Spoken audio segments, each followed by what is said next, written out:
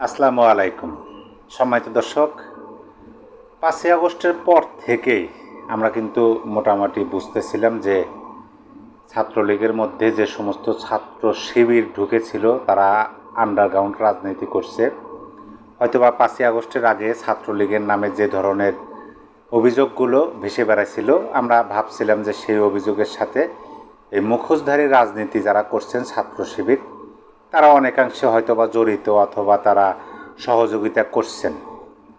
যখন ধীরে ধীরে দেখলাম যে অনেকের মুখোশ সরে ফেলে দিয়ে তারা নিজেদেরকে আত্মপ্রকাশ করতেছেন, বলতেছেন যে তারা প্রকৃতপক্ষে ছাত্র শিবিরের সক্রিয় কর্মী, কিন্তু পরিবেশ পরিস্থিতির জন্য ছাত্রলীগের মুখোশ তারা ধরে আসছিলেন, ছাত্রলীগের কর্মী ছিলেন, নেতা ছিলেন, ছাত্রলীগের কমিটির মধ্যে ছিলেন, শুধু নিজেদেরকে পিঠ বাঁচানোর জন্য। যাই হোক, তারা এটাও স্বীকার করছিলেন যে আন্ডারগ্রাউন্ড রাজনীতি তারা করছেন। তার সুবাদে আমরা ধরে নিলাম যে হয়তোবা ছাত্রলীগের নামে যতগুলো অভিযোগ আছে সব অভিযোগে এই যারা বর্তমানে আত্মপ্রকাশ করতেছে তারা সহযোগিতা তো অন্তত করছে, যেহেতু সংগঠনের মধ্যে ছিল। কিন্তু ১২ মাস পরে এসে এখন দেখতেছি যে না, যখন নিজেদের মধ্যে বেজে গেছে তখন নিজেরাই সেই কি বলে হাটে ঢোল দেওয়ার মতো সব কিছু তারা সব কিছু বলে দিতেছে যে তারা সহযোগিতা না, বরঞ্চ অনেক বড় বড় নির্মমতা, বড় বড় কার্যকলাপে তারা নেতৃত্ব পর্যন্ত দিচ্ছেন। দেখেন, কোনটা ভুয়া এবং কোনটা সঠিক সেটা মানুষ ৫ই আগস্টের পর থেকে সাধারণ মানুষ তারা বুঝতে শুরু করছে, এখন পরিপূর্ণভাবে বোঝে। এই যে গোপন তথ্যগুলো প্রকাশ করতেছে, কে প্রকাশ করতেছে? তিনি হলেন ছাত্র সংসদ ঢাকা বিশ্ববিদ্যালয় শাখার আহ্বায়ক ও বৈষম্যবিরোধী ছাত্র আন্দোলনের সাবেক সমন্বয়ক আব্দুল কাদের এবং ছাত্র শিবিরের যিনি সভাপতি আছেন বা ছাত্র শিবিরের সাথে, মোট কথা ছাত্র সংসদ এবং ছাত্র শিবিরের সাথে ব্যাপকভাবে কথার যুদ্ধ চলতেছে বেশ কয়েকদিন ধরে, আমরা সেটা দেখতেছি। কিন্তু এই আব্দুল কাদের যে বোমাটা ফাটাইলেন ছাত্রলীগ এবং ছাত্র শিবিরের বিষয়, সেটা সত্যিকার অর্থে বাংলাদেশের রাজনীতির মোড় অনেকাংশে ঘুরে দেবে, এই কথাটা মনে রাখেন। তিনি বলছেন যে হলে থাকার কারণে ছাত্র শিবিরের যে ছেলেগুলো সক্রিয়ভাবে ছাত্রলীগ করত তারা মূলত আইডেন্টিটি ক্রাইসিস, যেটাকে বাংলায় বলে আত্মপরিচয় সংকট, থেকে উত্তরানোর জন্য কিছু ক্ষেত্রে অতি উৎসাহী কর্মকাণ্ডে জড়াতো, সেটা নিজেকে ছাত্রলীগ প্রমাণের দায় থেকে। এই যে ছাত্র শিবির যারা আন্ডারগ্রাউন্ড রাজনীতি করে ছাত্রলীগের রাজনীতি করছে, ছাত্রলীগের ছত্রছায়া থেকে তারা নিজেদের কাজ করছে। আন্ডারগ্রাউন্ড এটাই বোঝায়। তারা কি করছে? তারা নিজেকে ছাত্রলীগ প্রমাণ করার জন্য অতি উৎসাহী হইয়া বিভিন্ন কর্মকাণ্ডে জড়াইত। তারপরে ছাত্রলীগ যে নিপীড়ন নির্যাতন চালাতো তারা সেগুলোর অংশীদার হতো।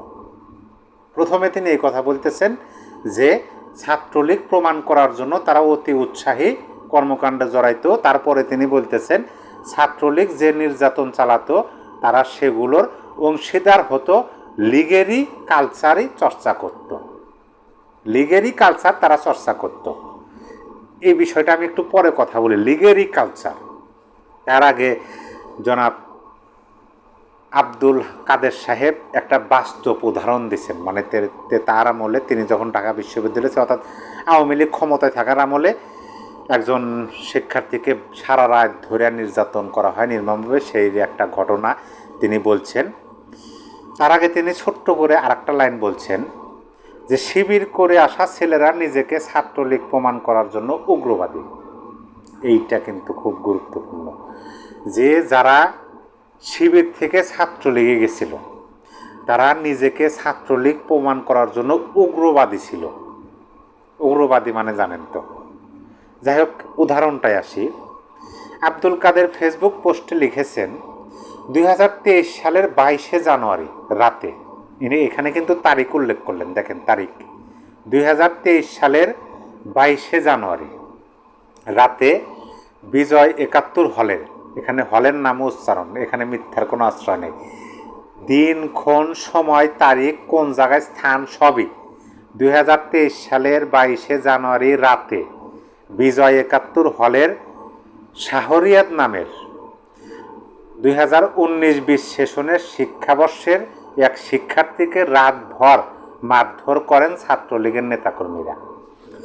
সেখানে নেতৃত্বে ছিলেন মাজেদুর রহমান নামের একজন, যিনি আমার অর্থাৎ আব্দুল কাদেরের পাশের এলাকার। একই মাদ্রাসায় পড়ার সুবাদে জানতাম তিনি অর্থাৎ ওই যিনি নেতৃত্ব দিচ্ছেন মাজেদুর রহমান ছাত্র শিবিরের রাজনীতির সঙ্গে জড়িত। ভাবতে থাকেন, আমি তো প্রায় ভিডিওর মধ্যেই বলি যে ভাবতে থাকেন, বাংলাদেশের এই রাজনীতিটা আছে ক্ষমতার জন্য মুখোশ উন্মোচন করা, ক্ষমতার জন্য পরিচয় পরিবর্তন করা, ক্ষমতার জন্য ছোল পাল্টানো। বাংলাদেশের রাজনীতি এগুলো আছে, অ্যাভেলেবল আছে, বর্তমানে অতীতে ভবিষ্যতে থাকবে কিনা জানি না, তবে এই ধারা মোতাবেক থাকবে, আরও বেশি হওয়ার সম্ভাবনা আছে। যে তারা একসাথে আন্দোলন করলো, একদল ছাত্রলীগের ছদ্মবেশ ধরে আন্দোলন করে ছাত্রলীগকে ক্যাম্পাস থেকে সরাইলো, মানে আওয়ামী লীগকে ক্ষমতাচ্যুত করে এখন জানি না কী জন্য বাঁচছে, কিন্তু এখন তো ক্ষমতায় বোঝা যায় তারা সব কিছু প্রকাশ করে দিতেছে। যে 2023 সালে 22 জানুয়ারি রাত্রে বিজয় 71 হলের শাহরিয়ার নামের 19-20 সেশনের এক শিক্ষার্থীকে রাতভর নির্যাতন করেন, যে নির্যাতনের নেতৃত্ব দিচ্ছে মাজেদুর রহমান নামের একজন শিক্ষার্থী, যিনি ছাত্রলীগ করতেন, কিন্তু মূলত তিনি হচ্ছেন ছাত্র শিবিরের সক্রিয় কর্মী ছিলেন তখনই। এখন আপনি কি বলবেন, যারা এখন নিজেরাই হাটে হাড়ি ভাঙতেছে নিজেরাই। এখন আর মানে যদিও সাধারণ মানুষ আমরা যারা আছি তারা শুধু বলতাম হায় হায় ছাত্রলীগ কী করলো, এত নির্যাতন নিপীড়ন করলো। পরে 5ই আগস্টের পরে যখন দেখলাম যে না, ছাত্রলীগের মধ্যে থেকে অনেক ওই চিটিয়া যারা ধানের ভেষ ধরে আসছিল, কিন্তু যখন ওই বাতাস চালায়, যখন বাতাস প্রবাহিত হয়, তখন ওই ধান যখন এভাবে উপর থেকে ছেড়ে দেওয়া হয়, তখন চিটা কিন্তু উড়ে দূরে চলে যায়। তখন আমরা দেখলাম যে না, সব প্রকৃত ছাত্রলীগ না, ছাত্রলীগের মধ্যে মানে ছদ্মবেশধারী ছাত্রলীগ ছিল। তখন আমরা ভাবলাম যে তাইলে বোধহয় ছাত্রলীগকে শতভাগ এই অভিযোগটা ছাত্রলীগের উপর দেওয়া উচিত না। 5ই আগস্টে বা জুলাই আগস্ট আন্দোলনের যতগুলো আপনার অভিযোগ ছাত্রলীগের উপর দেওয়া হয়েছে, সব অভিযোগ ছাত্রলীগের উপর দেওয়া উচিত না। আমরা তখন ভাবলাম, যখন দেখলাম যে 5ই আগস্টের পরে ছাত্রলীগের মধ্য থেকে অনেক ছাত্র শিবির বের হয়ে আসতেছে, তারপরে আমাদের এই সন্দেহতা থাকলো এবং আমরা মনে মনে ধরে নিলাম যে না, পরিপূর্ণ শতভাগ অভিযোগগুলো ছাত্রলীগের উপর দেওয়া উচিত না, যেহেতু আন্ডারগ্রাউন্ড রাজনীতি ছিল এখানে। কিন্তু এখন নিজেরাই যে তথ্যগুলো প্রচার করতেছে, তার তো মনে হয় যে মানে ছাত্রলীগের দিকে অভিযোগ তোলার আগে 1000বার চিন্তা করা উচিত যে ওই কাজগুলো কি আদৌ ছাত্রলীগই করছিল কিনা। এখন তো এই প্রশ্নগুলো আমাদের সামনে আসতেছে, এখন আমরা তো দ্বিধাদ্বন্দ্বে পড়ে যেতেছি যে আমরা যে সংবাদ বিশ্লেষণ করি, আলোচনা করি, বিভিন্ন নিউজ আসে যে ছাত্রলীগ এই করছে সেই করছে, এখন সেই সংবাদগুলো বিশ্লেষণ করতে গিয়ে তো আমাদের ভাবতে হবে যে আদৌ কি ছাত্রলীগই করছে কিনা এগুলা, নাকি ছাত্রলীগের বেশ ধরে চিটিয়ারা করছে এগুলা। চিটিয়া বলতে যে ধানের যে উদাহরণ দিলাম তারা করছে, মুখোশধারীরা আন্ডারগ্রাউন্ডরা করছে, কারণ তারা নিজেরা এখন বলা শুরু করছে দিনক্ষণ তারিখ উল্লেখ করে।